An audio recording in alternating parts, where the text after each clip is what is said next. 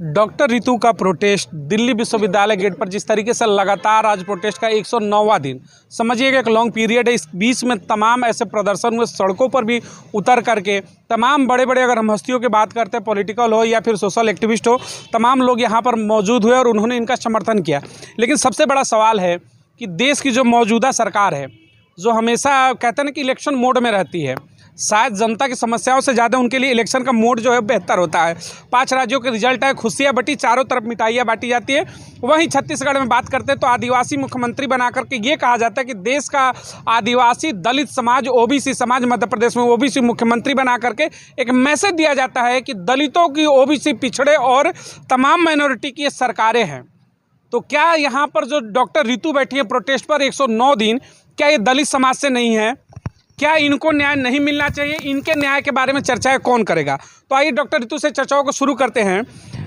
तमाम जब मुख्यमंत्री बनाने की बात आई तो वहाँ पर दलित, आदिवासी, ओबीसी समाज को वरीयता देकर एक मैसेज सेंड किया गया 24 इलेक्शन से पहले कि दलितों के लिए अगर कोई बेहतर है तो मौजूदा सरकार है।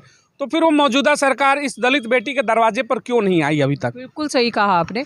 गुलाम दलितों के लिए, चाटुकारिताओं के लिए, जिनके अंदर कोई टैलेंट नहीं है उनके लिए, जो तलवे चाटते हैं और जिनका खुद का कोई वजूद नहीं है, अगर उनके लिए कोई सरकार बेहतर है तो डेफिनेटली ये मौजूदा सरकार है। और इसमें आपकी स्टेटमेंट में मुझे कोई इतराज़ नहीं है।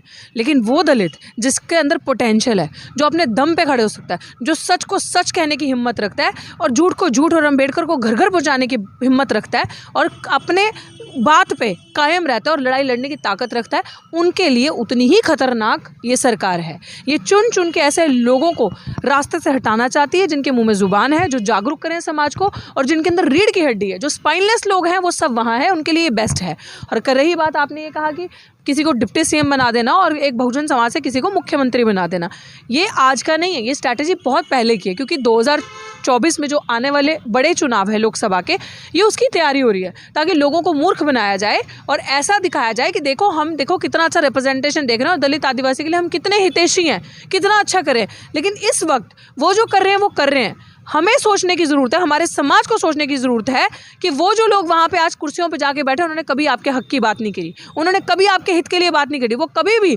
धरनों में आपके लिए खड़े नहीं हुए। कभी कोई प्रोटेस्ट एजिटेशन हुआ 2018 में जब SC/ST एक्ट डिलीट हुआ तो उसको बचाने के लिए लड़ाई उन्होंने नहीं लड़ी। 13 पॉइंट रोस्टर की लड़ाई उन्होंने नहीं लड़ी। किसानों के लिए जब गरीब मजदूर किसान सड़कों पर बैठे थे, नहीं आए वो लोग। जब CA NRC आया था वो लोग नहीं आए। उसके बाद तमाम ऐसे संविधान को बचाने के लिए जो मूवमेंट्स रही कि जो आपका हक अधिकार बचाता है, तब वो लोग नहीं आए। तो ये लोग उनको सोचने की ज़रूरत है। जो लोग आपके लिए बोलते हैं, आपके लिए लड़ते हैं, चाहे वो मैं हूँ, चाहे वो जो प्रोफेसर दिल्ली यूनिवर्सिटी से निकाले जा रहे हैं या टारगेट किए जा रहे हैं, उनको देखना पड़ेगा कि उनके साथ की सरकार कितना इंसाफ कर रही है, उनको कितना सुन रही है। एक चीज़ मैं बताऊँगा, जब ये धरना पहला दिन शुरू हुआ, हम लोग आए तो तमाम देश भर में चर्चाएं हुई। जो भी अपने आप को इंटेलेक्चुअल टाइप के तबके में लोग काउंट करते हैं, मज़े लिए गए कि ये तो डॉक्टर रितु की लड़ाई है, डॉक्टर रितु का पर्सनल कोई ईगो होगा, जो हर्ट हुआ वो बैठ गई। लेकिन देखिएगा, इस सिलसिला था, कहते हैं ना कि ये ट्रेलर था, पिक्चर भी बहुत बाकी थी। लक्ष्मण यादव देखिए, अभी हालिया में उनको भी निकाल करके दूध में जैसे मक्खी गिरती है ना, बाहर फेंक डालो। ये सिलसिला था, वो शुरू हो चुका है। बस गलती यही हुई कि डॉक्टर रितु से शुरुआत हो गई और डॉक्टर रितु वो माइलस्टोन है जो लड़कर दिखाती है, कहीं कि मैं चुप नहीं बैठूंगी, मैं सड़कों पर बैठकर न्याय की लंबी लड़ाई लड़ूंगी। और लंबी लड़ाई में 109 दिन लॉन्ग पीरियड होता है। एक बेटी का सड़क पर बैठना भारत देश में, जहां पर हर मिनट लगभग बलात्कार होते हैं। सोचिएगा, इस देश में कहते हैं विश्वगुरु, तमाम बड़ी बड़ी बातें होती है। शुरुआत हो चुकी है। डॉक्टर रितु, लक्ष्मण यादव, तमाम ऐसे और भी प्रोफेसर हैं, गिनतियाँ ख़त्म नहीं होंगी। दलित प्रोफेसरों के और पिछड़े समाज की मैं बात करूँ तो जब RTI मांगा जाता तो कहते हैं कि कैपेबल ही नहीं है दलित समाज।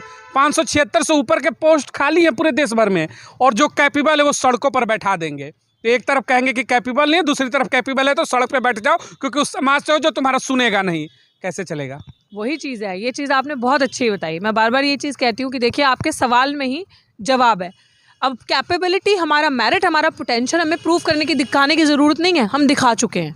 और देख चुके हैं। और वो कैसे पता चलता है? जब आपका इंटरनल सपोर्ट मिलता है, जब आपके स्टूडेंट्स मेरे साथ है। जब आपने लक्ष्मण यादव जी की बात करी, उनके स्टूडेंट्स जो उनसे पढ़े हैं वो उनके साथ खड़े हैं, मेरे स्टूडेंट्स मेरे साथ खड़े हैं। उन्होंने मुझे लिख कर तक, लिखित में, मेरे स्टूडेंट जिनको मैंने पढ़ाया है वो लिखित में मुझे अपना फीडबैक दे चुके हैं, जो कि कोर्ट के अंदर लग चुका है।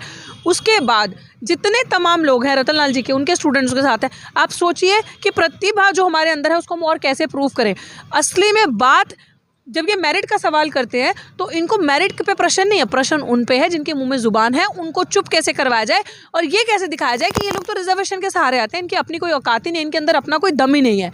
ये अच्छी बात है। मैं कहती हूँ कि हमें झटका मिला, हमारे साथ ये हुआ, हम खड़े हैं डट के। रिजर्वेशन एक सीधा सा सवाल है, बार बार देखिए रिजर्वेशन के ऊपर सवाल उठता है। मेरा एक सीधा सा सवाल है, अगर इनको रिजर्वेशन मिलता है, रिजर्वेशन के कोटे से आती हैं, तो 10% का कोटा आपने भी ले रखा है, शर्म है तो आप खुले मंचों से कहिए कि हम इसका बहिष्कार करते हैं। उस 10% कोटे को आप क्यों यूज करते हैं? अगर आपके अंदर इतनी कैपेबिलिटी है तो लात मारिए। कौन सा ऐसा बड़ा नेता बताइए सवर्ण समाज का हो जिसने आकर मंचों से कहा हो कि 10% का कोटा नहीं चाहिए? तो भिक्षा आप भी लेते हैं, भिक्षा हम भी लेते हैं, लेकिन सवाल हमारे ऊपर उठता है, सवाल आपके ऊपर नहीं उठता है। और सुनिए, डॉक्टर रितु हो या फिर लक्ष्मण यादव हो, तमाम ये बड़े चेहरे, आप इस समय वर्तमान की स्थितियों को मत देखिए।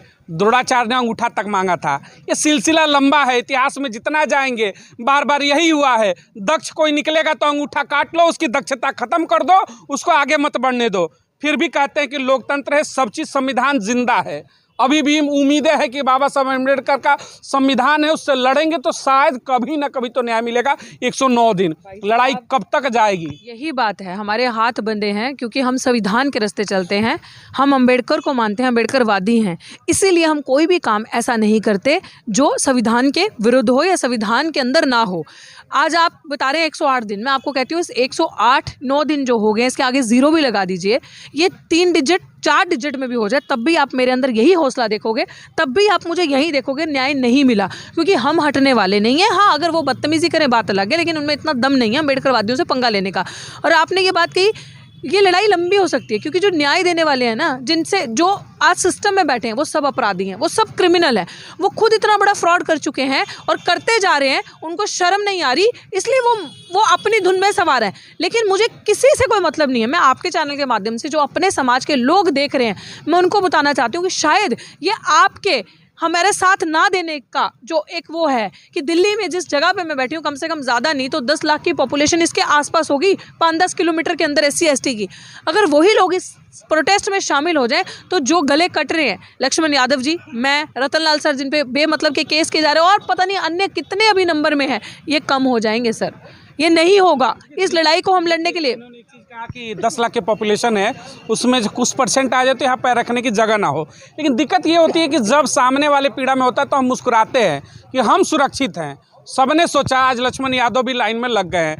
कल का आपका बेटा अगर पढ़ेगा, फिर अगर वो चुना जाता है तो अभी मिठाइयाँ बांटेंगे, लेकिन यकीन मानिएगा एक समय आएगा कि वो भी इन जगहों पर बैठेगा। लेकिन हर कोई कैपेबल नहीं है, हर कोई के अंदर उतना पोटेंशियल एनर्जी नहीं है कि डॉक्टर रितु की तरह सरकारों के सामने आँख से आँख मिला करके सवाल पूछे। तो सबसे बड़ा सवाल यही बन जाता है कि देश में तमाम बड़ी आबादी है, तमाम पॉलिटिकल लीडर हैं जो बार बार कहते हैं बहुजन उत्थान की बात, लेकिन शर्म आती है इस देश में कि एक बेटी बैठती है, वो तमाम जितने NGO चलाते हैं, सोशल एक्टिविस्ट हैं, तमाम लोग, उन पे भी हंसी आती है कि बेटी के लिए नहीं आओगे तो आओगे किसके लिए? सत्ता है, 24 का चुनाव भी है, फिर से दरवाजे पर जाएंगे, उत्थान की बातें होंगी। एक बड़ा आपका जो मूवमेंट है 24 चुनाव से पहले कहीं ना कहीं सरकार के लिए भी ये हेडक तो बन चुका है। भले आपके दरवाजे पर आए या ना आए, इंटरनली कहीं ना कहीं उनके ऊपर प्रेशर है। और धीरे धीरे जैसे आपसे लोग जुड़ते जा रहे हैं, जैसे कल गुजरात से जिग्नेश मेवानी जी का विधायक का वहाँ पर आगमन हुआ, तमाम और बड़े चेहरे, क्या लग रहा है कि 24 में मोमेंट कहीं ना कहीं बड़ा डेंट दे देगा सत्ता को? अब उसकी भी तैयारी होनी चाहिए। लड़ेंगे तो आर पार लड़ेंगे, बिल्कुल लड़ेंगे। शुरू से ही आर पार की लड़ाई थी। हमने पहले भी कहा था कि हम सर पे वो कफन बांध के आए कि हमने घर वापसी नहीं देखी, पीछे नहीं जाएंगे। और आप ही ने इंटरव्यू किया था, आप पहले दिन से हमें कवर कर रहे हैं। हमने ये कहा था कि इसका जो भी होगा डिसीजन यहीं पे होगा, वापसी में नहीं होगा। और हम हारने वाले नहीं हैं, थकने वाले नहीं हैं, और पीछे का दरवाज़ा हमने देखा नहीं। बार बार कहती हूँ, कोई डर धमकी नहीं जो हमें डरा सकती है, कोई करेंसी नहीं जो खरीद सकती है। उसके आगे क्या है, सामना करने के लिए हम बिल्कुल तैयार हैं।